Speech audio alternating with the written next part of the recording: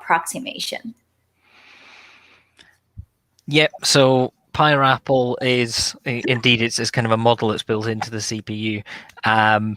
I would certainly like to use real power consumption. I've been playing around with a couple of devices to measure the CPU consumption of directly from hardware, but it's not something I've had a chance to do yet. Primary reason for using PyRapple is it's simple. It was just loading a library and away you go. But I would certainly like to look at real power consumption if I can find a way to do it. Thank you. And thank you, Alex, for the comment about the CPU cache usage. And here a question from Wes Weimer. Can you elaborate or speculate a bit more on relevant non-structural hyperparameters? For example, are there some other promising ones? What do they have in common? Yeah, so I think people can see us now. It looks like we were missed out at the beginning there. Anyway, yeah, that's a great question. I mean, the obvious things are the choice of training or learning algorithm. So using gradient descent or something else, basically. I think these would be the obvious things. I guess you might be splitting hairs by calling something structural or non-structural, because you might say that the activation functions in the neurons, are they structural or not? Are arguable either way. But yeah, I think the likely most promising one is the choice, the learning algorithm, because that will definitely affect the energy consumption for training, and implicitly is going to change the kind of model that you get at the end as well. So may have an impact on inference, but obviously still a bit open on that at the moment. Gotcha. It seems there might be some issue on the microphone here, but seems to solve. So let me know if you guys still have difficulty hearing us. All right, now we have two questions from Bill Landon. First one is, any feel for reliability of a PyRapple? About reliability thing. Amric has been using instruction count, and I have used nanoseconds. Marcus has measured joules. So that's the first question. You want to go, Sandy?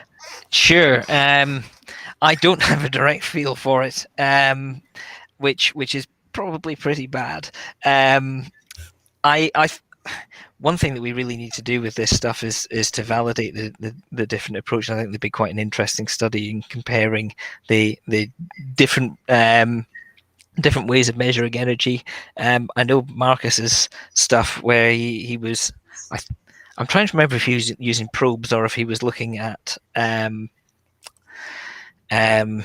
battery count. It was all on mobile devices, and you got crazy results. This is Marcus Wagner. It's published a few papers on this where you see kind of energy consumption on mobile apps are doing this, and it'd be really interesting to try comparing the kind of more model-based approaches with what he's doing. I can see that there's a suggestion for ways of measuring. Eric, thank you for that very much, because I'm certainly wanting to investigate more approaches. So yeah. The second question from Bill is, any tie-in with approximate computing fast multiply for sigmoid 600? Oh, great point. Absolutely. Yeah, because I think this is as I kind of said in my opening, I think this is very much an area where we can cope with some error. So let's learn from the approximate computing approaches as well. Throw in the possibility for errors where we're almost, well, we're not quite guaranteed, but we've got a much better chance of saving some energy. Yeah, I think maybe as the host, I have the privilege to ask a question myself. So I remember in your paper, you mentioned that you choose to use a Python scikit-learn library instead of Weka. I'm just curious for future research who want to do this kind of studies, the choice of the machine learning platform or models, would you foresee any effects just because of the choice of that on your results? Almost certainly. So one piece of earlier work that I did was using Weka, and we got rather different results. I mean, admittedly, I was trying different hyperparameters too, but we managed to minimize energy and error rate, and we got a trade-off here using scikit-learn.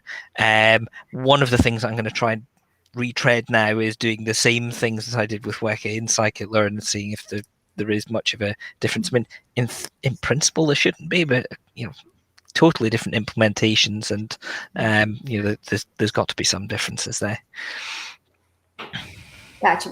So I guess the other question is, like you emphasized, that I also recently heard the term called green AI because people started being so concerned about energy consumed. It's becoming a more important topic right now. I wonder for doing research like your work, what are the biggest challenges? What are the hardest part when you're doing the work that you want to let us know? You can prepare for that.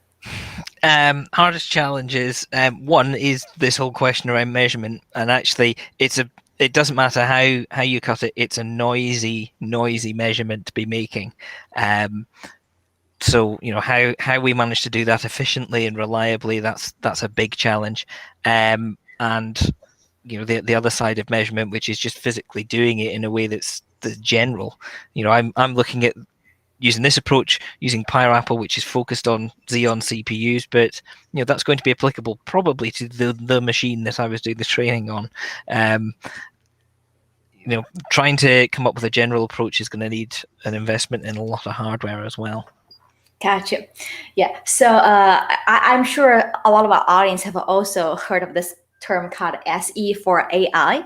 I'm sure that's also relevant to your work. So I know that one big challenge in SE for AI right now is as a software engineering people, how can we even define like a concept like correctness, that kind of stuff. So I don't know, when we apply search-based algorithm to this problem, what are your thoughts on, defining your, let's say, fitness or objective functions if you have one, and also those correctness thing, because it's a totally different area. It's not a normal program.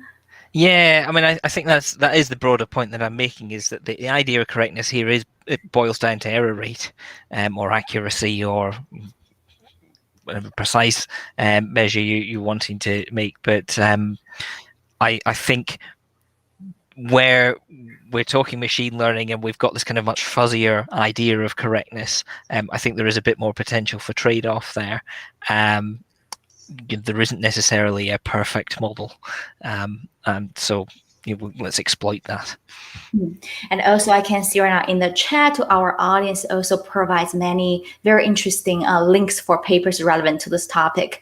So we have 48 seconds, so let me try if I can actually say what's the comment here. Could this approach be combined with a non-GI sampling or pre-filtering approach for minimizing training data? Sandy, what do you think? Yes, probably. That's a great idea. I might try that. Yeah, maybe this sounds something the community can check together in the future. Yeah. Yep. All right, we have 15 minutes. Great. Thank you very much for the comments. There's some good stuff there. Right, so to avoid like a hard cut, so yeah, I think Sandy will be there in the discussion room if there's any more questions, everyone. Thank you so much for the questions and the comments and the links. Thanks. All right. Okay, I need to go, Sandy, because I'm chairing the next session too, okay? Yep. I think it's a great Q&A session. Oh, wait, should I leave the...